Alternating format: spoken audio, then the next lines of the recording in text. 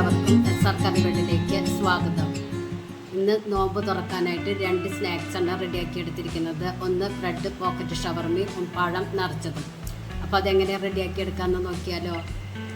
അതിനായി bread pocket ഷവർമ റെഡിയാക്കി എടുക്കാനായി മിക്സിയുടെ ജാറിലേക്ക് 1/2 കപ്പ് മൈദ, 1 കോഴിമുട്ട, ആവശ്യത്തിന് ഉപ്പ്, 1 കപ്പ് വെള്ളം ഒഴിച്ച് ഒന്ന് സ്പൂൺ വെച്ച് ഒന്ന് ഇളക്കിയതിന് ശേഷം നല്ലതുപോലെ ബ്ലെൻഡ് ചെയ്തെടുക്കുക.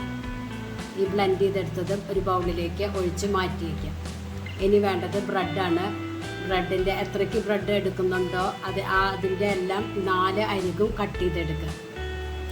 ഈ കട്ട് ചെയ്ത ബ്രെഡ് ക്രംസ് റെഡിയാക്കി എടുക്കാൻ പറ്റും. ഇപ്പോൾ ഇത് മുഴുവനും ഞാൻ കട്ട് ചെയ്തെടുത്തിട്ടുണ്ട്.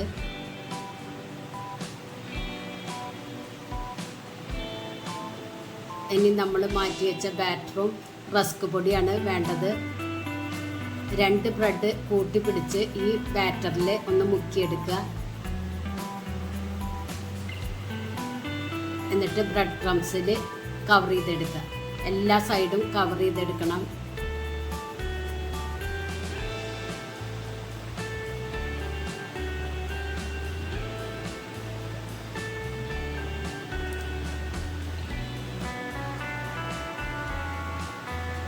ഇത് എണ്ണ കുടിക്കുക ഒന്നുമില്ല കേട്ടോ. നമുക്ക് കണ്ടാൽ തോന്നും നല്ലോണം എണ്ണ പൊരിക്കുമ്പോൾ ഉണ്ടായിരിക്കുന്നു. ഒട്ടും എണ്ണ തന്നെ ഇല്ല. ഇനി ഒരെണ്ണം കൂടി ഞാൻ ഇതുപോലെ ചെയ്ത് കാണിക്കുന്നുണ്ട്. 2 ബ്രെഡ് കൂട്ടി പിടിച്ചിട്ട് വേണം ബാറ്ററിൽ മുക്കാൻ. എന്നിട്ട് റസ്ക് പൊടിയിൽ കവർ ചെയ്തെടുക്കാം കേട്ടോ. 4 അരിക്കും കവർ ചെയ്തെടുക്കണം.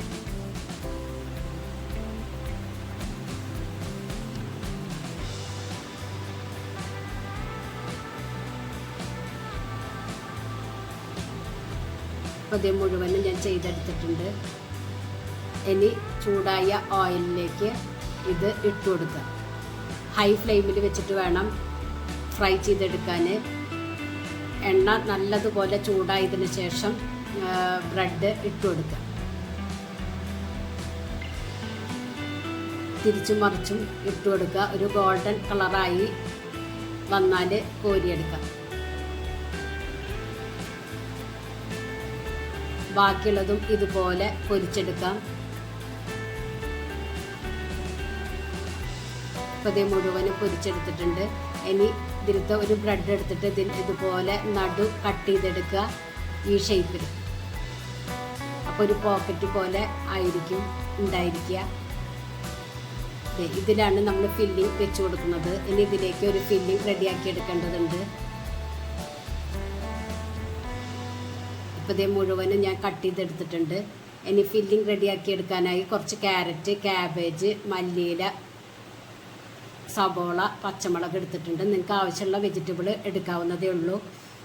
ഇതിന് പ്രത്യേകിച്ച് അളവൊന്നുമില്ല. ഇതെല്ലാം മിക്സിയുടെ ജാറിലേക്ക് ഇട്ട് കൊടുക്കുക. എന്നിട്ട് നന്നായി ഒന്ന് മിക്സ് ചെയ്തെടുക്കണം. ഇതിലേക്ക് 1 കപ്പ് ഉപ്പും കുരുമുളക് പൊടിയും ഉപ്പും കുരുമുളക് പൊടിയും ഇട്ടിട്ട് വേവിച്ച് വെച്ച ചിക്കൻ മിക്സിയുടെ ജാറിലിട്ട് ക്രഷ് ചെയ്തെടുത്താണ് അതിട്ട് കൊടുക്കുക. 1 teaspoon pepper powder, 1 teaspoon crushed chilli, 1 നുള്ള് ഉപ്പ് ഇട്ട് നന്നായി മിക്സ് ചെയ്തെടുക്കുക.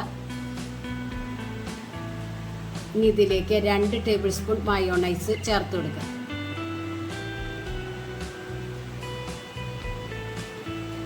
വീണ്ടും ഇത് നല്ലതുപോലെ യോജിപ്പിച്ചെടുക്കുക.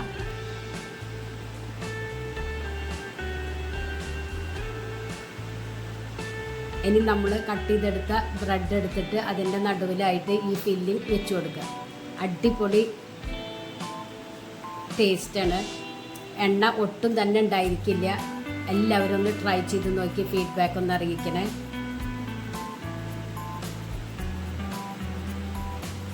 ബാക്കിയുള്ളതിലും ഇതുപോലെ ഫില്ലിങ് വെച്ച് കൊടുക്കുക.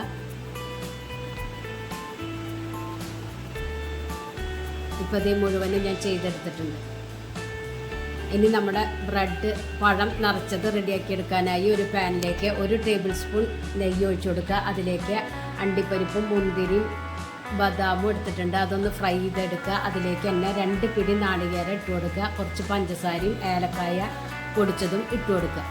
എന്നിട്ട് ചെറുതായി ഒന്ന് ഫ്രൈ ആക്കി എടുക്കുക. ഇനി സ്റ്റവ് ഓഫ് ചെയ്ത് ഇതൊരു ബൗളിലേക്ക് മാറ്റി കൊടുക്കുക. ഇതിനായി ഞാൻ എടുത്തിരിക്കുന്നത് 3 നേന്ത്രപ്പഴമാണ്. അത് തൊലി കളഞ്ഞ് ഇതുപോലെ ഒന്ന് കട്ട് ചെയ്തെടുക്കുക. അതിൻ്റെ നടു ഒന്ന് ഇതുപോലെ കീറി കൊടുക്കുക. 2 അരിക്കും കട്ട് ചെയ്യാത്ത വിധത്തിൽ വേണം കട്ട് ചെയ്തെടുക്കാൻ. ഇതിൻ്റെ നടുവിൽ ഈ ഫില്ലിങ് വെച്ച് കൊടുക്കുക.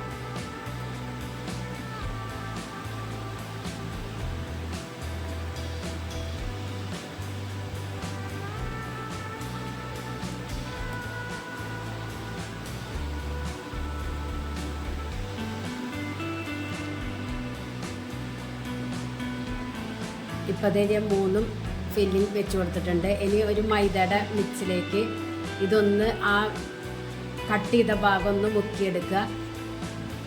കട്ട് ചെയ്ത ഭാഗം മാത്രം മുക്കിയെടുത്താൽ മതി.